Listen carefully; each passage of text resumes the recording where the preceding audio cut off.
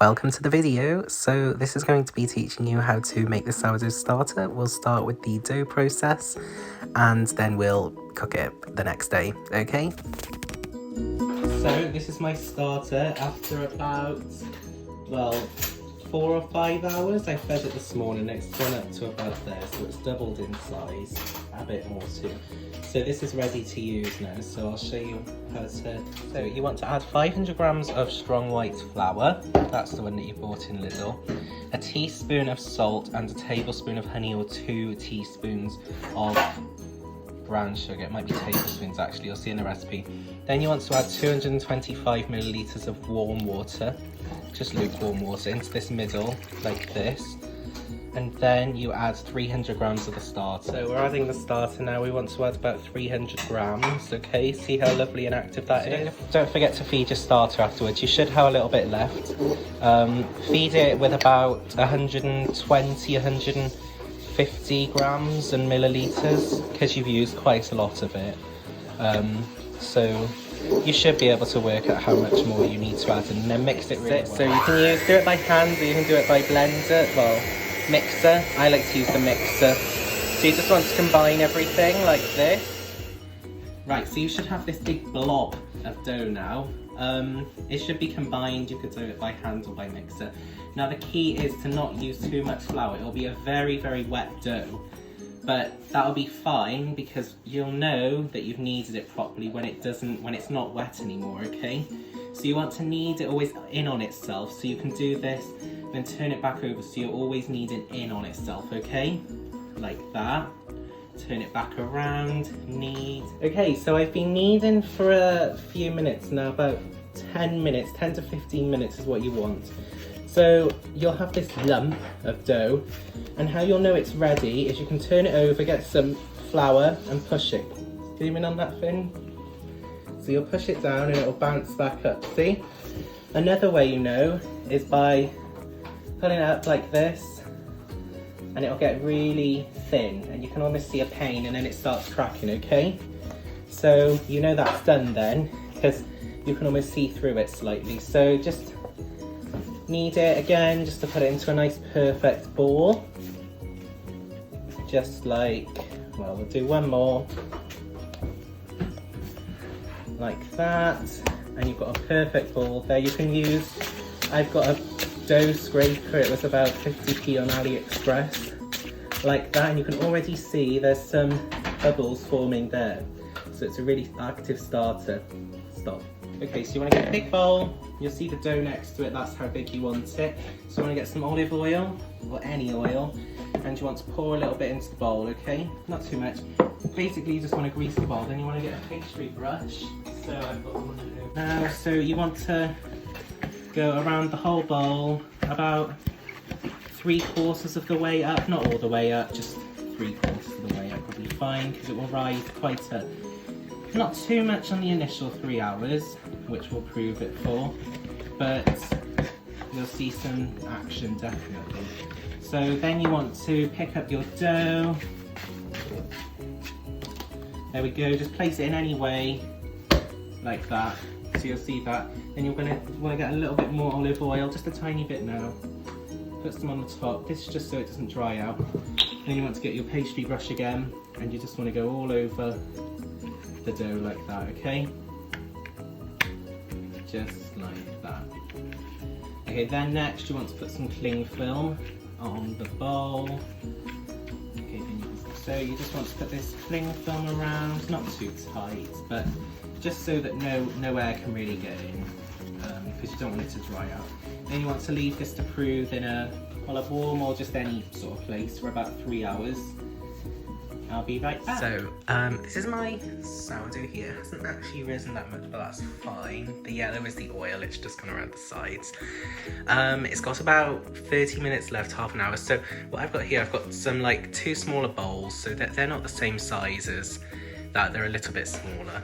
And I've put tea towels in them. So what you want to do, you want to get some flour and just like put some flour around the edges. They say heavily flour, so quite a bit, about that. Do that on both. That wasn't very much. but this will basically stop it sticking. So the time right now is about 9 o'clock, so at 9:30 I'll be back and I'll show you what I'm going to do. So I've got a nice floured surface, we're ready to put this on, so you just want to tip it out onto your floured surface. It might be a bit oily, that's fine, you can just put the bowl in the sink. So I'm going to get some more flour to just do a little sprinkle over the top. And then it's going to be a bit complicated doing it with just one hand, but you just want to like push all of the excess air out. You want to not flatten it, but almost make it look a bit like a really thick pizza base. Yeah? And don't be afraid to like poke it in with your fingers. Okay, so the next thing you want to do, you want to bring this top and just flop it over like that. Then bring that side over there, and then this side over there. Right, that's really oily, so you can get some more flour. Rub it in, and then, this is important, so you bring this top and you almost fold it in. Okay, so you've got this, and then you just want to fold it in on itself the whole way. You can use 2 hands, just to make a perfect little ball. Okay, so you've got your dough now, and you want to cut it into 2.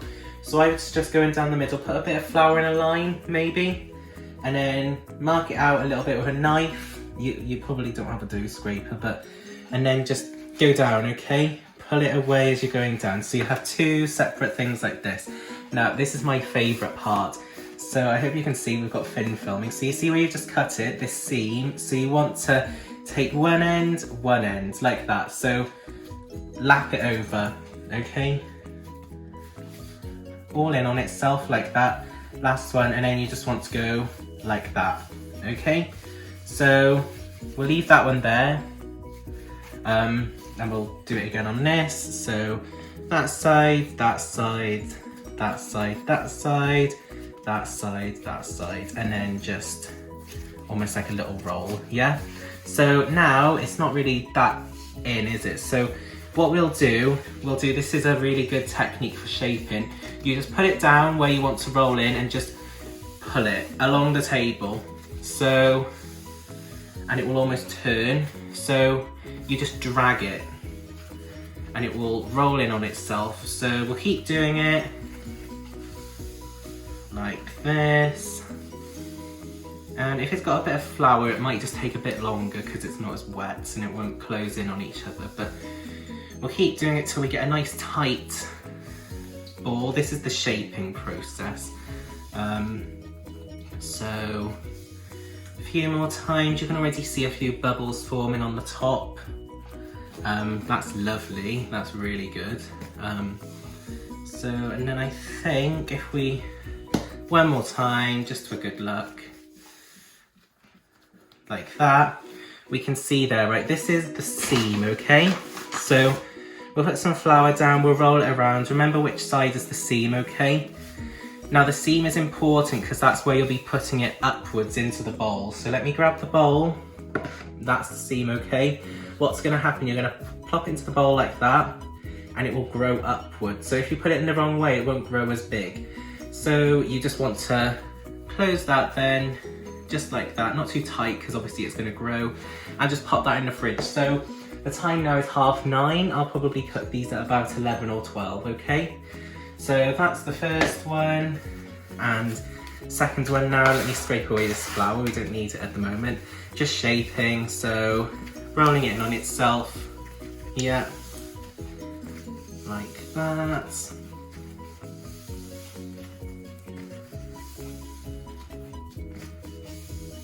Okay.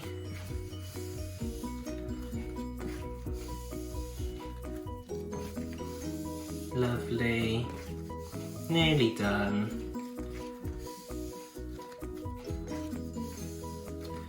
So you're just dragging it.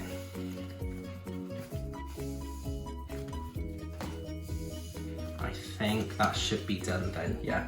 So I get a little bit more flour, just to make sure, we've already floured the tea towels, but just to make sure it doesn't stick to the floured tea towel. That's the seam, so we'll bring the bowl over and we'll just plop it in. Seam side up, okay? And we can just put that over there. like that. Morning after, well, it's about midday now, so what you need to do now is you need to preheat the oven, if you've got a fan, to about 210, if it's just electric, 230. Not sure about gas, sorry, it will say in the recipe. So you want to preheat that, and you want to get a container of water, and you want to put that in the bottom shelf of the oven, okay? So we'll do that now. Okay, so that's in the oven now. You want to get a baking tray, flour it. These are your doughs. So one has risen quite a lot, the other hasn't, but we'll see how it turns out. So what you want to do, you just want to turn them out onto here, okay? So I'll do that now. Okay, so they're turned out there. So we've got our tea towels there. So now we're going to do some scoring, okay? So you want to get quite a sharp knife. I use a serrated knife, so I'll do that now. But I like to do like a square. So you want to cut down, so you'll see quite, not too thick, but just thick so that it starts bulging open a little bit, okay? So I'll finish that off and then I'll show you the final result. Here we are, complete. I think it looks incredible. You can see that almost top layer. It's not hard, but it's definitely different to the middle. And you can see where all those bubbles will form. See the other one? I think it looks absolutely lovely. So we'll put these in the oven once it's fully preheated. The water will generate that nice steam that will give it that nice crust, okay? So I'll just update you when these come out of the oven. So they're out of the oven, and quite frankly, they are looking incredible. So I am loving this crust action. I think it looks really nice. You can see where that one even like bulged open because it was such an active starter originally. So you can do this as soon as it comes out of the oven, but the way you know when it's done, you want to turn one over with oven gloves probably, because it will be very hot, and you want to tap it. Can you hear that? So it sounds a bit hollow, doesn't it? Hollow. So that's what you're looking for, that hollow sound. Okay, and that shows that it's done. So when you hear hollow, it's done. You want to leave these for about, well, they say 4 hours, but there's nothing really stopping you just going in straight away. It'll just be a bit drier later. So that you should leave it for about 4 hours and then you can cut into it. But if you want hot bread, do it as soon as possible, really. But yeah, you've completed your sourdough journey, and I hope your breads turn out amazing.